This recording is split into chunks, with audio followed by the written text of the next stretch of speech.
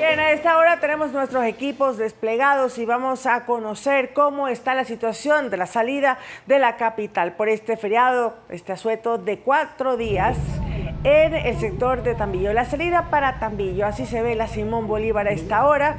Esto es una ruta que nos lleva a la ciudad de Ambato y Santo Domingo. Son las imágenes del día de hoy. Es prácticamente el inicio del feriado, hay congestión vehicular a esta hora. Hay que tener mucha precaución en la vía pública, especialmente en las partes que ustedes están observando. Es la avenida Simón Bolívar. Esta es una transmisión en tiempo real para que ustedes observen lo que ocurre a esta hora rumbo hacia el sur de la capital. 1 hora desde el túnel Guayasamín para tomar esta avenida Simón Bolívar hasta Tambillo, miren ustedes. Así que si va a salir de la capital a esta hora, está viendo estas imágenes, llénese de prudencia, llénese de paciencia también y seguramente va a llegar muy bien a su lugar de destino. En la práctica hágalo un poco quizás más tarde, espere a que se descongestione esta vía porque tenemos una alta concentración de vehículos. Y más adelante tendremos reportes en vivo y en directo con nuestros compañeros desde el sector de Tambillo. Bueno, y también en la vía Imbabura, en este inicio del feriado, con equipos desplegados por Noticias 7.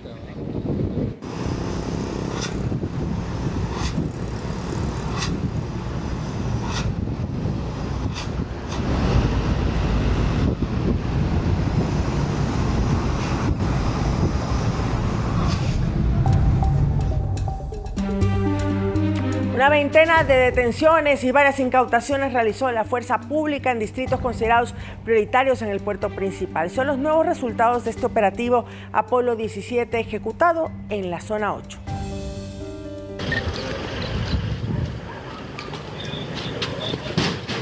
No hubo quien detenga el accionar de los uniformados. Agentes de la policía intervinieron de forma simultánea en los distritos Sur, Esteros, Portete, Durán y 9 de octubre como parte de una operación coordinada en sectores considerados priorizados. En base a la estrategia 3D que busca debilitar, desorganizar y desarticular a los grupos de delincuencia organizada, una táctica implementada por la policía para combatir al crimen organizado. A todos aquellos GDOs que a través de los diferentes niveles de ejecución delictiva hagan zozobra en las calles de acá de la zona 8. El comandante de la zona 8 señaló que la planificación se basa en un análisis de información que permite ubicar sectores con mayor incidencia delictiva. Los uniformados realizaron 24 allanamientos que dejaron 20 detenidos, aparentemente implicados en delitos de robo, asesinato, extorsiones, tráfico de drogas, así como de armas, afectando a 7 grupos delictivos. Que hemos identificado a los Latin King, Chone Killer, águilas, tiguerones, lobos, lagartos y también estarían afectados los fatales. Durante el operativo, agentes retiraron de circulación bloques de marihuana y dosis de otras sustancias sujetas a fiscalización. En las intervenciones decomisaron 15 armas de alto calibre, entre ellas 3 revólveres, 5 pistolas, 4 fusiles, además de municiones, así como la recuperación de 8 vehículos y 23 motocicletas. En el caso de las motocicletas, muchas de ellas estaban siendo partícipes en algunos delitos. También los vehículos, algunos de ellos participaron en algunos delitos, especialmente el robo y la extorsión. El alto oficial reveló que en el distrito Pascuales los uniformados perfilaron 2 vehículos y se toparon que contaban con blindaje especial. Además encontraron un fusil, 3 pistolas y 75 cartuchos. Iván Casamen, Noticias 7.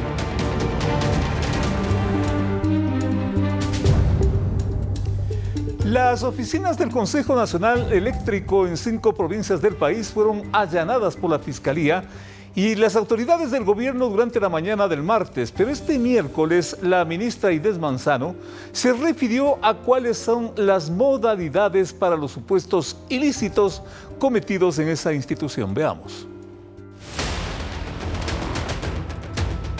¿Cómo hizo la presunta red de corrupción que le habría provocado un perjuicio de $300 millones al Estado por actos ilegales al interior de la Corporación Nacional de Electricidad? Fue una pregunta que respondió la ministra de Energía, Inés Manzano, y a través de un video publicado en las redes sociales, explicó las dos modalidades. Primero, el consumo de energía eléctrica del usuario se registraba normalmente. Un contratista tomaba la lectura del medidor y la ingresaba al sistema.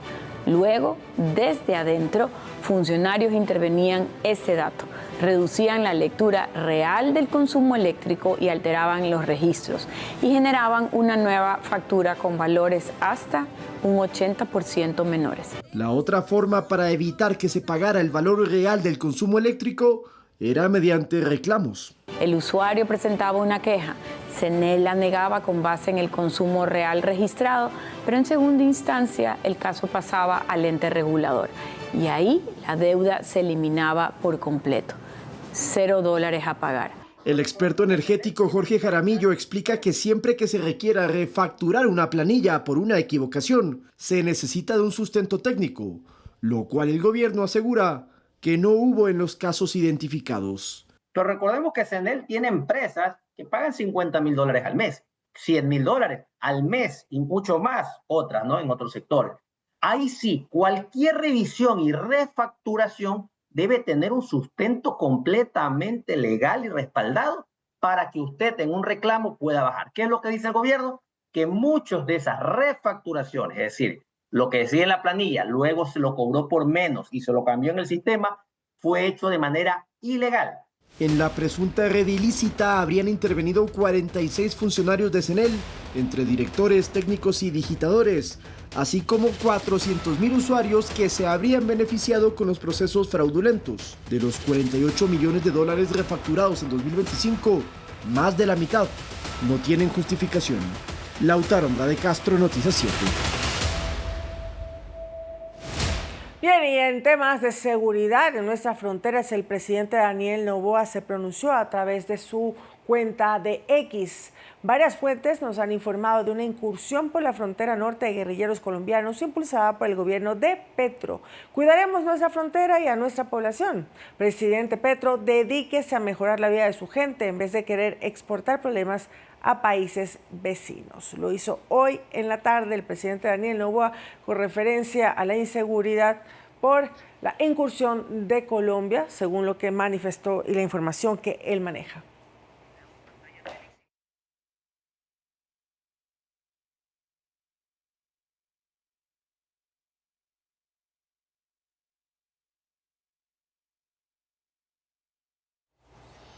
Mientras tanto, el presidente de la República, Daniel Noboa, ratificó a la vicepresidenta María José Pinto como encargada de articular políticas públicas vinculadas a la salud mental, la educación intercultural bilingüe, el embarazo adolescente, la primera infancia y la desnutrición crónica infantil.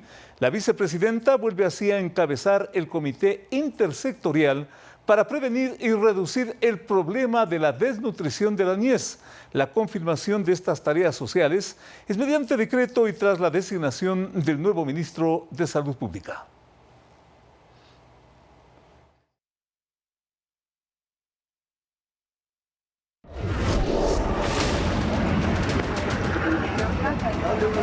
Estamos viendo en pantalla uno de los dos linchados, amarrados y golpeados que ocurrió en la ciudad de Cuenca. También en la ciudad de Guayaquil recibió paloterapia. Con esto y más, volvemos. ¿Cómo quedaron los golpeados?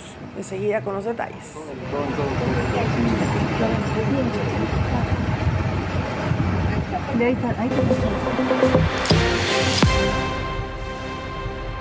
La ex jueza Mercedes Caicedo se posicionó ante la Asamblea Nacional como vocal principal del Consejo de la Judicatura, con lo cual se convierte en presidenta de ese organismo. Efectivamente, eso ocurre mientras el presidente temporal de la Judicatura, Damián Larco, queda como vocal del Ejecutivo en ese organismo. La aspiración es que de una vez por todas la estabilidad impere en el Consejo de la Judicatura. En el plenario legislativo fue posicionada Mercedes Caicedo como vocal. La ex conjueza de la Corte Nacional de Justicia asumirá el cargo de presidenta del máximo organismo de administración de justicia hasta el 2031. Comparezco ante ustedes el día de hoy con serenidad, pero también con firmeza. Con serenidad, porque comprendo la magnitud institucional de este momento. Con la posesión de Mercedes Caicedo, se cierra un ciclo que estuvo marcado por intensos cuestionamientos cuando se debió reemplazar a Mario Godoy, quien fue censurado por la Asamblea el 18 de febrero pasado mediante un juicio político por incumplimiento de funciones. Con Caicedo al mando del Consejo de la Judicatura, termina también el encargo en la presidencia del organismo judicial de Damián Larco, quien retomará su función como vocal en representación del Ejecutivo. Llego a este acto con respeto por la Constitución, por la ley y por el país que exige respuestas. Como vocal suplente de Mercedes Caicedo fue posesionado Ramón Antonio Echaíz. Javier Ceballos, Noticias 7.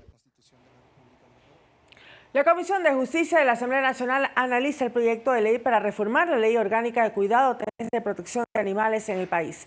El objetivo del proyecto es formalizar el registro de los seres. Datos del INEC establecen que en Ecuador existen más de 4.1 millones de perros y gatos y cerca del 68% de las familias en el país conviven con al menos un animal de compañía. Cristian Benavides, asambleísta, propone la reforma de la Ley Orgánica del Cuidado, Tenencia y Protección de los Animales, señalando que el objetivo es plantear cambios a la norma que establezcan a los animales como seres sintientes. Está anclado al artículo 1861 del Código Civil, que establece a los animales como cosas, como bienes inmuebles. El cambio radica en que hoy deberían ser tomados como seres sintientes. De aprobar esta modificación, los animales de compañía dejarían de ser contemplados como sujetos de valor monetario en varias circunstancias. Permitirá, por ejemplo, que los animalitos no sean vendidos o sean sujetos de herencias, al considerarlos como parte de un entorno, como seres vivos, sujetos de derechos, van a tener ciertas consideraciones. Junto a la posibilidad, de acuerdo al asambleísta Benavides, de impulsar mejoras en leyes municipales para la tenencia responsable. Yo creo que esta norma puede ayudar de alguna forma también a que podamos mejorar o endurar esta normativa secundaria, como para poder tener mejores resultados. El proyecto de ley ahora es analizado por la Comisión de Justicia de la Asamblea Nacional a la espera de un informe para un primer debate en el Pleno. Sofía Vintimilla, Noticias 7.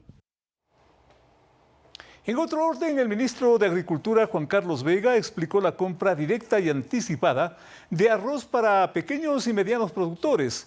Según el ministro Vega, la medida es en respuesta a los intentos de boicot del proceso de compra de la gramínea por parte de dirigentes e intermediarios. El funcionario destacó que el gobierno defiende a los productores y que no cederá a las presiones de intereses también de grupos de especulación. Que hemos conseguido adelantar los tiempos para que a partir del lunes 4 de mayo se inicie la recepción de arroz en cáscara para todos los productores que han cumplido con el proceso de registro y verificación en campo. Nuestros equipos técnicos seguirán desplegados, garantizando un proceso ordenado y transparente. El gobierno del presidente Noboa cumple, dialoga, escucha, pero no cede ante presiones de grupos que buscan sembrar el caos y entorpecer nuestra gestión.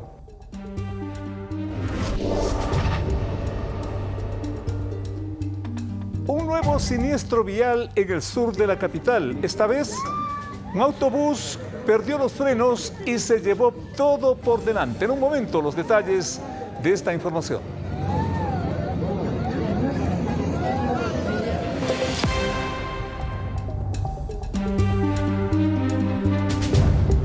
Operaciones militares en la provincia de Napo neutralizaron actividades vinculadas a la minería ilegal. La afectación a las economías criminales alcanzaron los $225.000.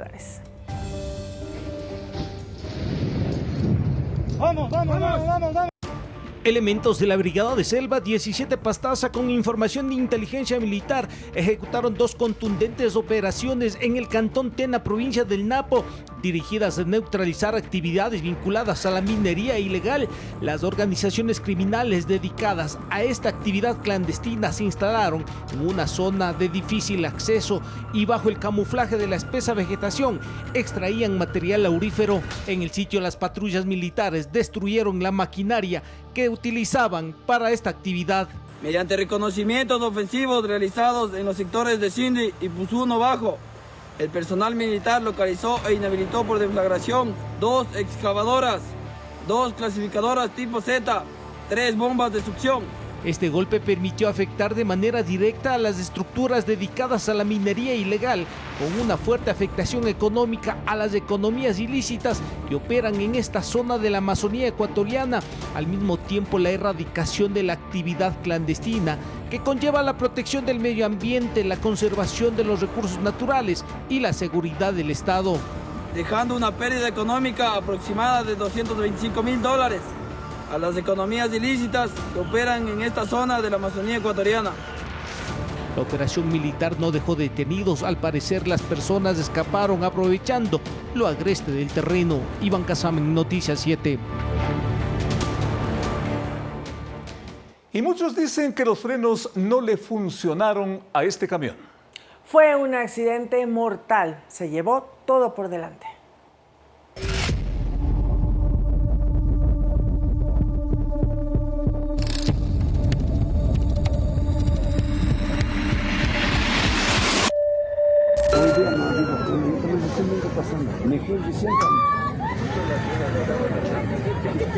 Vehículos y personas.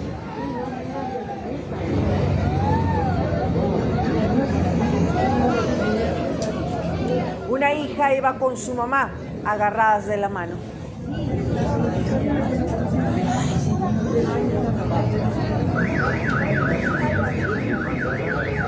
Solo vieron pasar al camión y una de ellas murió.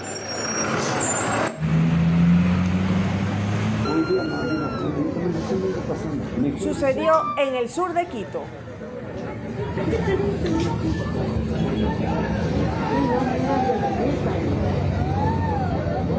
Mucho dolor tras esta nueva tragedia. Bien, hacemos contacto con Lautaro Andrade, nuestro compañero, quien nos tiene pormenores de este lamentable hecho. Adelante, Lautaro. Lautaro, buenas noches. María Mercedes, Félix, buenas noches, amigos televidentes también y radioescuchas de Pública FM. Pues sí, en la mañana cubrimos este incidente, este siniestro vial que lastimosamente le cobra la vida de una persona inocente, una madre que estaba caminando junto a su hija y otros niños dirigiéndose a una escuela a pocas cuadras cuando la vida terminó de un solo golpe y sin previo aviso. Esto ocurrió y estamos viendo ya las imágenes en el sector de la Nueva Aurora, esto es en el sur de la capital, en la avenida Maldonado y S50, en un sector donde por cierto es una pendiente bastante prolongada, es un descenso muy grande, pero donde no había accidentes de tránsito previamente y el de hoy fue de una gran magnitud. Si me ayuda la producción para poder contarles cómo fue este siniestro vial y que podamos ubicarnos en el mapa que hemos elaborado para poder mostrar los puntos exactos de esta situación.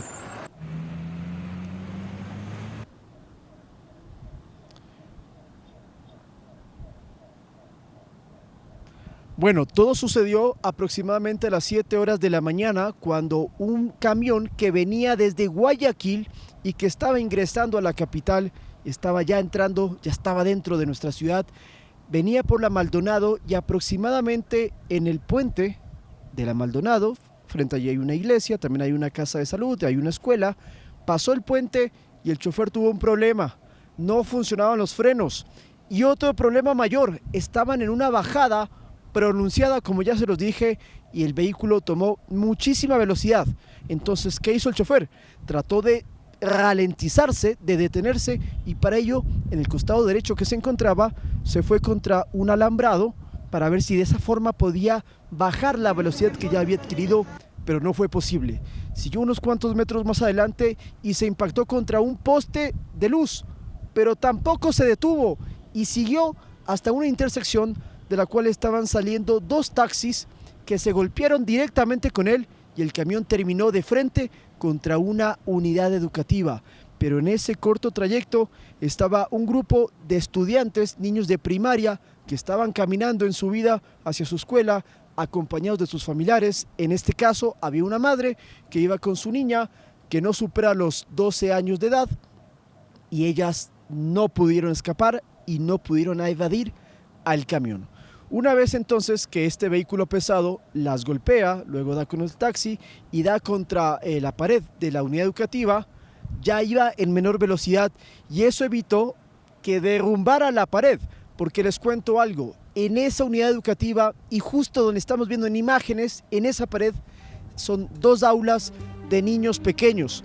Esta habría sido una tragedia mayor, que de todas maneras es bastante grave, porque cuando golpean a la mujer, a la madre, que tenía 30 años esta mujer, esta señora, perdió la vida inmediatamente. Su hija, en cambio, quedó inconsciente, fue llevada a una casa de salud y luego, con un pronóstico reservado, por cierto, y allí se encuentra siendo atendida. Nosotros conversamos con algunos de los moradores y sobre todo con un testigo presencial que vio todo y esto es lo que nos relata. ¿Usted estaba aquí cuando pasó todo esto? Sí, casualmente bajando para el trabajo. ¿Y cuando vio eso, cómo lo se queda en un momento intentando ver en qué forma puede ayudar, pero la situación no había más que ni cómo levantar a la señora que estaba abajo del camión. Pues la gente ya llamó al 911 y llegaron todas las unidades de control inmediatamente. Los accidentes son más abajitos en la esquina que no hay semáforo, porque esta es de poco tránsito, es la primera vez que sucede aquí.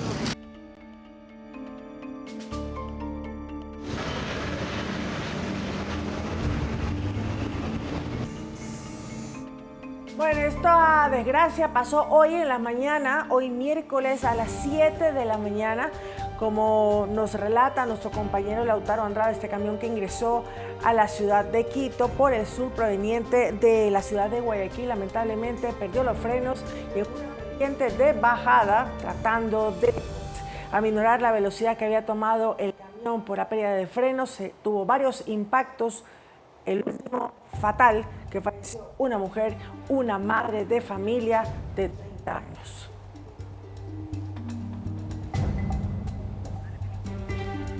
Una situación que vuelve a poner en el tapete la alarma, tomando en cuenta que aparentemente a este vehículo como se dice comúnmente, se le fueron los frenos. Y las condiciones técnicas de estos vehículos que están generando este tipo de siniestro realmente llama la atención, realmente preocupa. Por una parte puede ser la falla humana de los conductores que por una parte son a veces los responsables, pero por otra la parte mecánica, no sé, Lautaro, si es que sobre eso se ha establecido, por ejemplo, de qué empresa, de qué sector, de qué institución o de qué negocio es este vehículo siniestrado, Lautaro. Se ha hecho costumbre, Félix, de que no se den esos detalles, que no se cuente a quién pertenece, qué carga llevaba o a dónde iba. Es información reservada que las autoridades no la difunden. Lo que sí sabemos y sí nos consta es que era un camión que se estaba transportando desde Guayaquil. Pero en ese punto en específico también conversamos con una madre que venía con su hijo pequeño y nos dijo, yo escuché todo. Yo no lo vi, pero sí escuché el golpe, fue un retumbante muy fuerte y además esto es preocupante porque estamos en una zona donde hay varias personas que pueden ser de población vulnerable. Escuchemos lo que nos dijo también esta testigo. O sea, es peligroso porque aquí también entran los camiones, así, sí entran camiones bastante y es por los niños más que todo, igual se pide que haya resguardo de los de tránsito, porque hay bastantes niños que entramos de mañana y igual en la tarde. ¿Peligroso por los niños que crucen la calle y todo? Sí, o sea, se les pide que vengan a ver, más que todo por los niños, más. Igual acá arriba hay un centro de salud, igual es peligroso. Y les cuento algo, que esto también tuvo otro problema y es que el sector se quedó sin luz porque, claro, el camión pegó contra el poste y esto lo que hizo es que se inclinó tanto que hubo una alta probabilidad de generar un cortocircuito y un eventual incendio.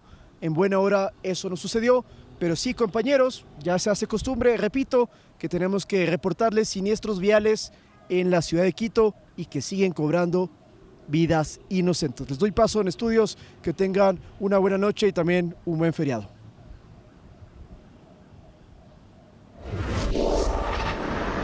Sobre las seguridades y los controles por parte de las autoridades para que no ocurra una pérdida de frenos como lo que vimos con el camión. Aquí estamos con imágenes que fueron grabadas a las 18:30, la vía Tabacundo, es decir, los viajeros, los ciudadanos que quieren irse al norte de nuestro país, a la provincia de Imbabura, Tambello, en Otavalo. En fin, este está el tráfico que a esa hora estaba fluido todavía, Félix. Carga vehicular, pero fluye. Como referencial de lo que viene a ser el inicio de este largo feriado. Así es. Ahora estamos en la parte norte de la ciudad de Quito, saliendo, digamos, de la ciudad de Quito por el sector de Tabacundo. Esta vía también con el transcurso de las horas es muy utilizada, altamente visitada, asimismo utilizada por las personas que salen particularmente de la ciudad y también otro elemento importante de las personas que vienen a la ciudad, que vienen a la capital, vienen también de la costa, porque se trata pues de un largo feriado, unos salen, otros entran, en fin, y hay que tener mucha precaución.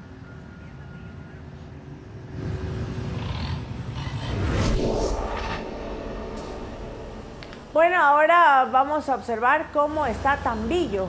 Esto es la ruta hacia Ambato, hacia Santo Domingo, también los viajeros que salen, que quieren aprovechar este feriado largo de 4 días y además por el Día del Trabajador, una importante festividad para los ecuatorianos que son la fuerza productiva del país. Aquí estamos viendo cómo fluye el tráfico también.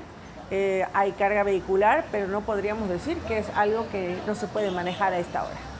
Las personas que seguramente están haciendo maletas para salir de la ciudad deben tomar en cuenta todo lo que estamos de alguna forma aportándoles a ustedes para que se orienten respecto sobre todo a las condiciones técnicas, mecánicas de los vehículos por una parte y la precaución que hay que tener en estas rutas que se ven congestionadas, que se ven abarrotadas de tantas personas que salen y también otras personas que entran, porque son en las dos vías y hay que tener mucho cuidado. ¿Qué cuesta reducir un poco la velocidad? ¿Qué cuesta? Y evitar tantas tragedias como que también estamos reseñando. Aún más cuando tiene parte de Dinami, que se van a presentar en algunos puntos del país también, esto complica mucho más la circulación en la ciudad.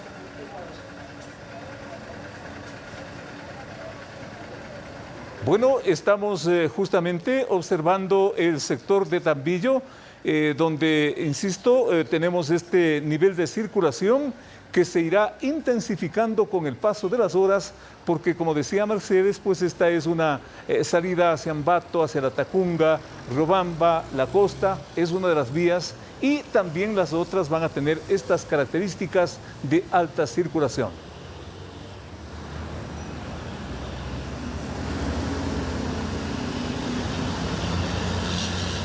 En un momento volveremos con más porque estamos movilizando a nuestros equipos para que ustedes tengan una referencia de este inicio del feriado.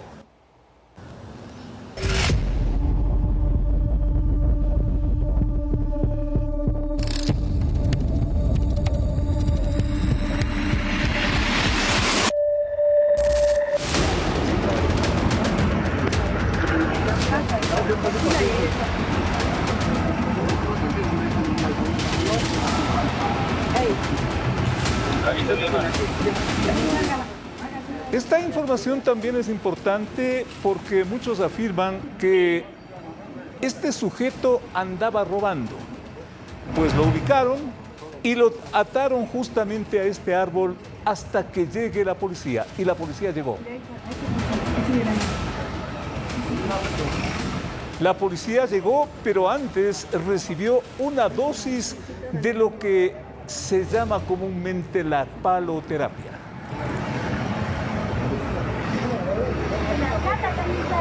Como es costumbre en estos casos, el presunto pillo se mostraba asustado, todo lo negaba. Negaba que fue quien justamente había observado a la gente, era el ladrón que hacía de las suyas en la ciudad de Cuenca.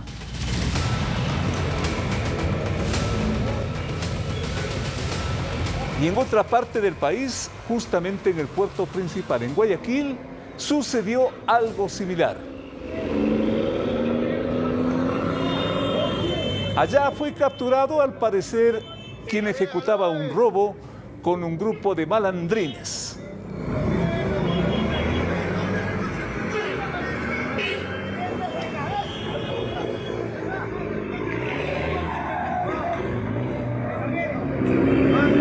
Dale con la misma, dale. Escenas que hay que actualizar en cuanto a la información, Mercedes, y para eso ya tenemos contacto con Iván. Mercedes. Así es, Iván Casamen está con nosotros para que nos amplíe la información sobre estos dos linchados casos que se presentaron tanto en la ciudad de Cuenca como en Guayaquil. Buenas noches.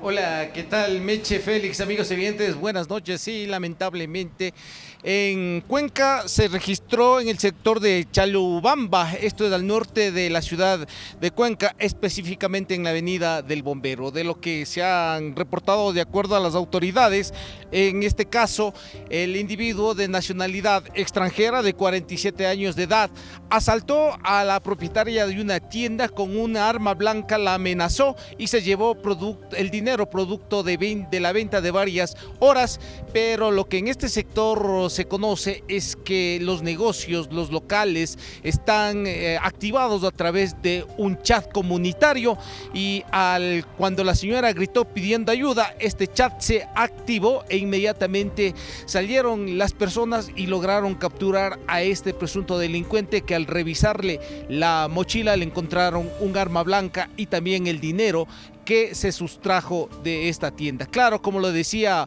Félix, antes de eso la comunidad ya le dio un escarmiento, en este caso le golpeó y lo amarró a un árbol hasta que llegue la Policía Nacional. Aquí las cosas no pasaron a mayores, fue entregado a la Policía Nacional, fue llevado hasta un centro médico para hacer los respectivos exámenes y de ahí ponerle a órdenes de las autoridades competentes en este caso. Pero la situación se complicó en la ciudad de Guayaquil. Aquí les contamos que, de acuerdo a las versiones, a la información entregada, 3 sujetos a bordo de una motocicleta intentaron asaltar a un padre de familia y a sus 2 hijos que esperaban el bus en lo que es la avenida Casuarina, al noreste de Guayaquil.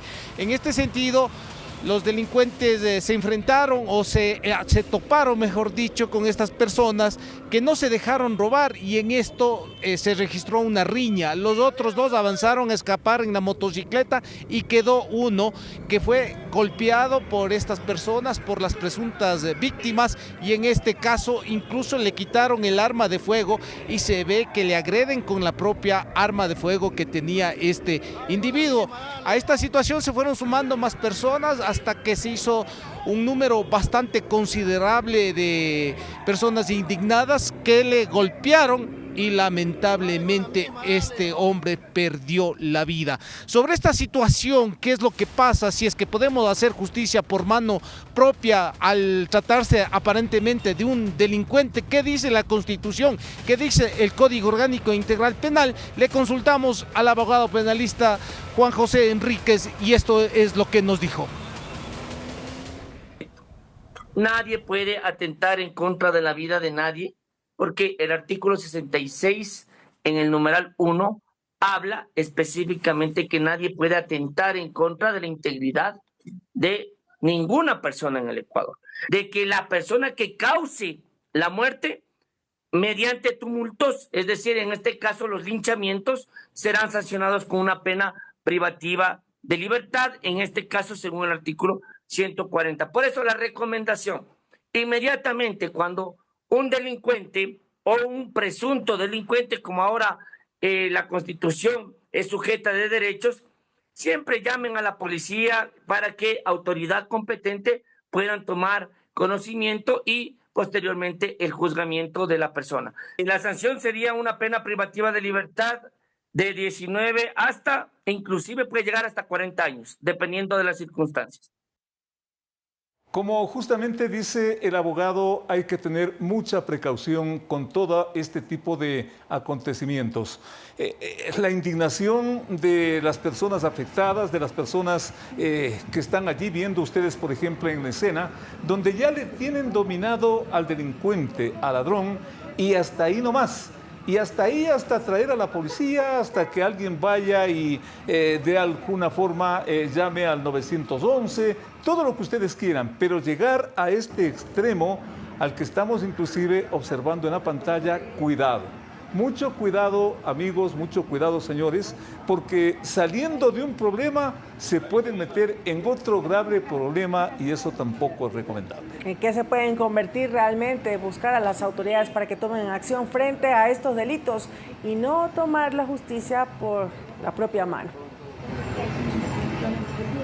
Iván. Sí, básicamente en esta situación también hay que darles a conocer a los amigos televidentes y compañeros que en este caso la Fiscalía tendrá que hacer un análisis muy preciso, exhaustivo, para determinar quién es el responsable del golpe que acabó con la vida de esta persona, si se cayó mal, fue algún golpe con un objeto contundente. Este es un proceso bastante largo y, como lo ha dicho el abogado penalista, puede llevarle a la persona o a las personas, a los implicados de este caso, de ser encontrados responsables, de ser privados de la libertad de 19 a 40 años de privación de libertad. Una situación compleja. En estos casos es mejor llamar a las autoridades y entregarlos, porque la justicia con mano propia no está permitido en nuestro país. Con esto nosotros regresamos. Félix Meche, siguen informando al país.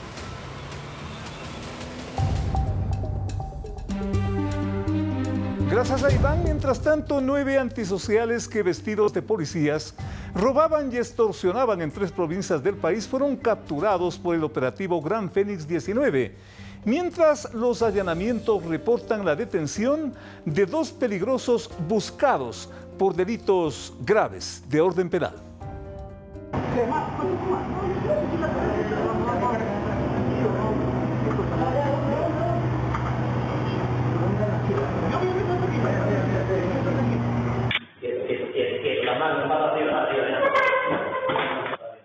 Estas imágenes se hicieron virales en redes sociales el pasado 29 de diciembre de 2025. Cámaras de seguridad grabaron el accionar de varios delincuentes que llegaron vestidos como policías y, luego de someter al guardia de seguridad, asaltaron un local ubicado en un centro comercial en la vía La Costa. Y se hizo viral en algunos casos la utilización de uniformes policiales, especialmente las chompas del eje investigativo.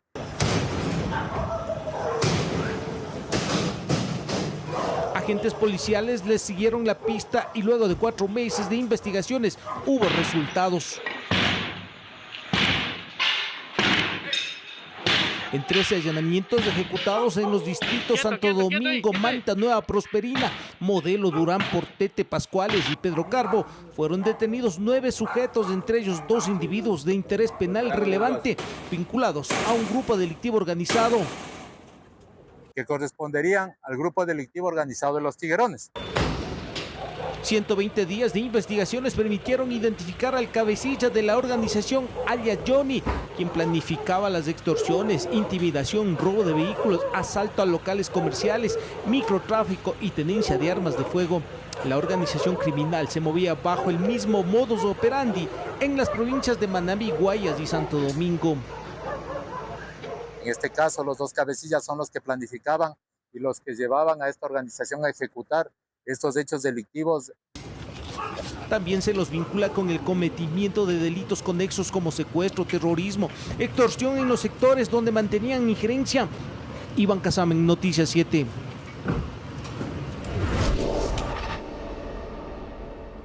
Al menos 600 intentos de ataque han sido dirigidos contra la cárcel del Encuentro desde que entró en servicio en el primer semestre del año pasado. Así lo hizo público el ministro del Interior, John Reinberg, entrevistado por una agencia de noticias o por la agencia de noticias AFP.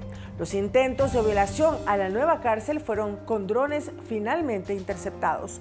Según el ministro, con los drones la delincuencia buscaba ingresar objetos ilegales, coordinar actividades ilícitas y tener comunicación con los internos.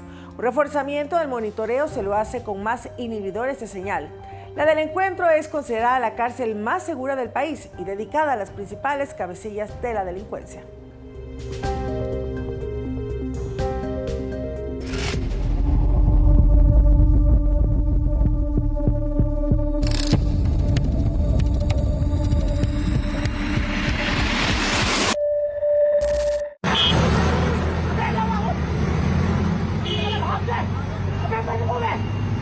Un empresario estadounidense y experto cazador perdió la vida en plena selva africana.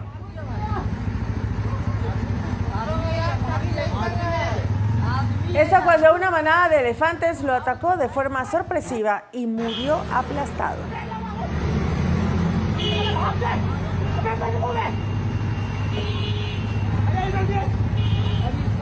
El cazador Ernie Docio fue parte de una expedición guiada, valorada en $40.000, en la que, según los medios, rastreaba a un antílope de lomo amarillo. Esto cuando ocurrió el inesperado encuentro. En medio de la cacería se toparon con 5 elefantes que custodiaban a una cría, todos ocultos entre la vegetación. Los animales aparecieron de forma repentina. Guiados por su instinto, reaccionaron en el acto.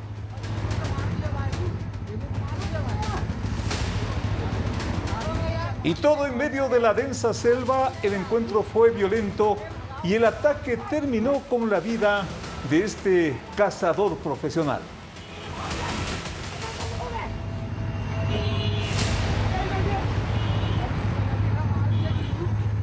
Dos muertes y varios heridos dejan los tornados que desde esta semana se intensificaron en la zona norte de Texas, en Estados Unidos, y se los califica de altamente destructivos. Estas imágenes captadas con drones revelan lo altamente destructivo del fenómeno que desde el martes va y viene por la parte norte de Texas. La ciudad Mineral Wells, de unos 17,000 habitantes, es la más golpeada. Hay viviendas y edificios destruidos, por lo cual está declarado el estado de emergencia y el toque de queda. Según las autoridades locales, eso permite proteger la vida de la gente y evitar accidentes, facilitar los rescates y las ayudas. La Cruz Roja levantó un centro de atenciones médicas, extendida entre los fríos polares del Canadá y el aire tropical del Golfo de México. Esta zona de Texas, como se la conoce, es proclive a estos fenómenos: huracanes, tornados, inundaciones. De momento, los informes meteorológicos no descartan nuevos problemas. Félix Narváez, Noticias 7.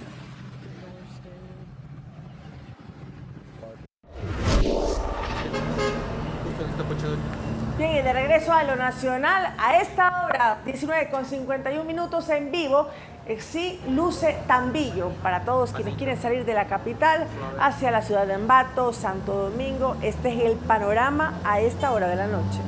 Es otro punto que necesariamente usted, si es que va a salir de la capital o va a llegar a la misma capital, pues va a tener que cruzarlo.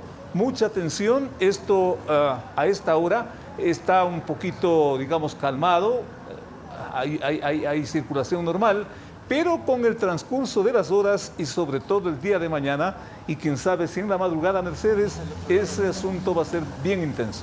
Los viajeros muchas veces toman decisión de viajar tarde en la noche, en la madrugada o al amanecer, pero muchas personas tienen y toman esa decisión, por lo tanto la congestión es grande. Pero bueno, ese es lo que se deben organizar frente a un feriado de un asueto tan largo como es de 4 días.